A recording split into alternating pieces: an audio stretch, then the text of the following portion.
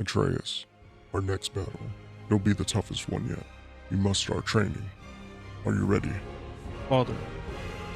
This is my story, and you're not part of it. That's it. I'm getting my belt. Father, no!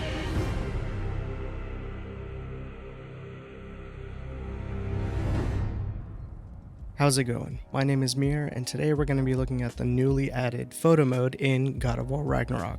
Last time we spoke about God of War, that was the 4th video on my channel, and it got way more attention than I had ever anticipated. So thank you so much for all that support. Let's see how the photo mode stacks up, and let's see what we can learn from it. Let's get started, shall we? Now, there are a couple things I want to set up before we start taking pictures. First off,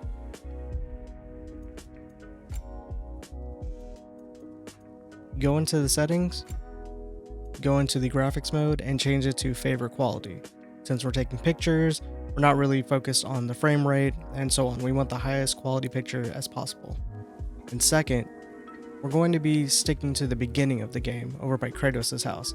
Reason why is 1, I don't want to spoil anyone if they haven't experienced the story yet, and 2, I want this to be a bit of a challenge, and I want you to understand the foundation of photography. Anyone can take a picture with cool scenery around them, but to utilize the scene effectively, we must understand the tools first. So that's what we're going to be focusing on today, the tools. So to access the photo mode, go ahead and pause and press square for the photo mode. Here you're going to be greeted by 5 tabs: your photo mode camera, shutter, brightness, vignette, and character. Let's start with the photo mode camera. Here you have a couple of options. You have your field of view, focal length, and camera roll. Here your field of view and your focal length are actually one and the same, they're just marked differently. So on a real camera, you're going to have your focal length, which is marked by millimeters. And if we increase the focal length, you'll see that the field of view is dropping.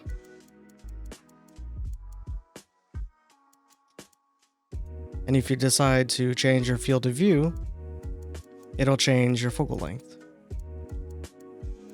So we're going to stick mainly to the focal length. Now if we go all the way to the left, at 15 millimeters, this is your wide angle. Now if we go all the way to the right, at 120 millimeters, this is your telephoto. Now one thing you'll notice when you change your focal length is that you get introduced to a special characteristic when it comes to wide and telephoto. So here at telephoto, this is known as your telephoto compression, where your foreground and your background, they're being compressed and they look a lot closer than they actually are. If you go all the way out to your wide angle, and then you frame Kratos like you would have in the telephoto shot, this is your wide angle distortion, where your foreground and your background are spread apart. They're distorted. They look a lot further away than what's actually there. Now, when you're working with wide angle, what you want to use this for is for a scene. So for example, if you drop the camera down here and put Kratos in the middle, hide the UI, you see that we're capturing a scene. Kratos is a subject, but you have your landscape surrounding him. Now, if we go telephoto, when you go telephoto, this is perfect for portraits. So if you're taking a picture of someone or a specific subject, telephoto is the way to go. Next, you have your camera roll, and here you can just rotate your image. And if you wanted to, you can make a portrait image. Just go down to 90 in either direction, and there you go. Portrait image. Let's move on to shutter. Here you have your depth of field, focus distance, and f-stop. I'm going to go ahead and leave this at custom. Now your focus distance is what do you want in focus. So if we move this all the way out, you'll notice it's not really changing much. And the reason why is because of your f-stop. Now the higher the f-stop number, the more is in focus. But if you start dropping your f-stop number, you'll start to notice the background is starting to blur. So if we bring this focus distance back, you'll notice that you're starting to get a background blur. In photography, this is known as bokeh. So let's go for a portrait shot. So we're going to increase this, increase your focal length, and we'll go to 85 millimeters since that is a common focal length for portraits. Now, if you were learning on a real camera, f-stop controls your aperture. The easiest way to remember is the smaller your f-stop, the more blurrier your background's going to be. The higher the f-stop, the less background blur, and you have more in focus. Now, if you're taking a portrait of someone, you want to make sure that their eyes are in focus.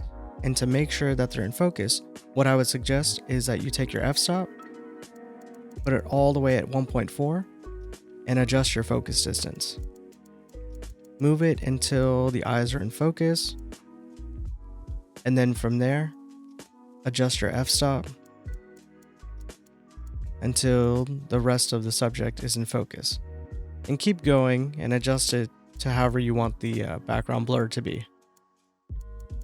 So in this case, I think this looks pretty good. Next, let's move on to the brightness tab. Here you have film grain, exposure, and filter. Now film grain is just a personal choice. If you want the film grain, if you want that grain effect, go ahead and add it. Exposure, this refers to your brightness or darkness in an image. So if you increase it, you'll be brightening up the image. Now, if you go all the way and it's kind of pale and bright, this is known as being overexposed. And if we go in the opposite direction, this is known as being underexposed.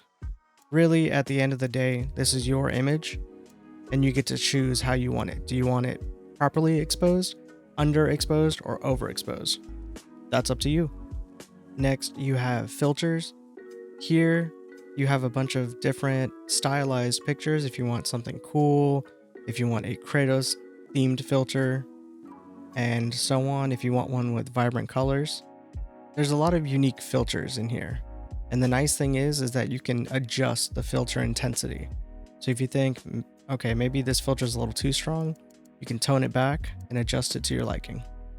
Next, you have vibrance and saturation, which these will only get activated if you have a filter on. So your vibrance affects only the muted colors. So things like red and brown and so on.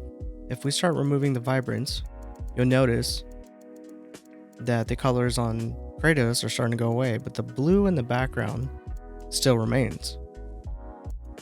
Whereas saturation affects all the colors in the image.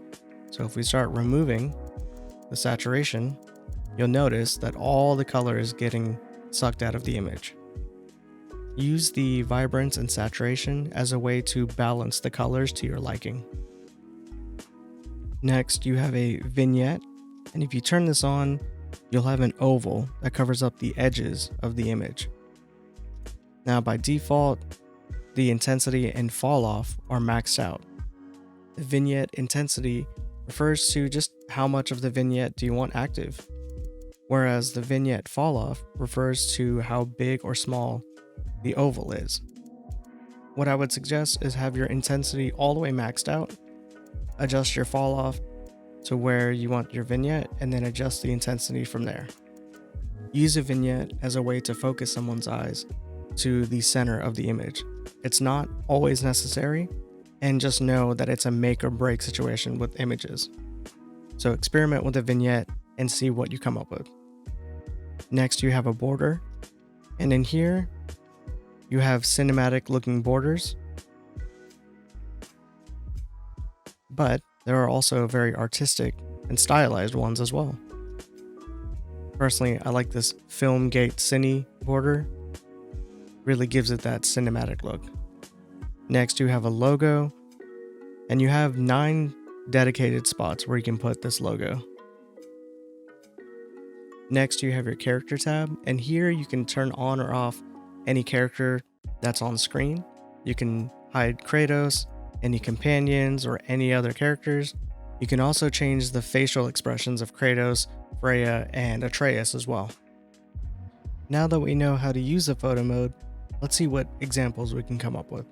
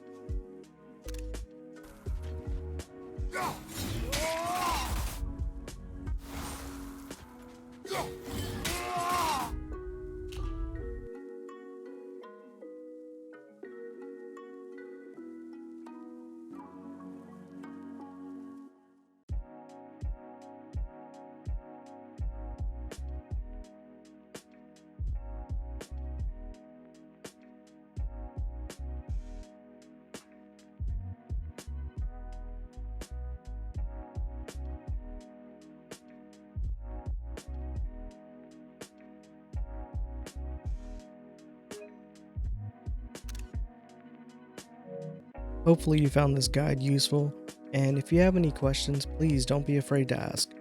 That's going to be it for me today, and I'll see you guys next time.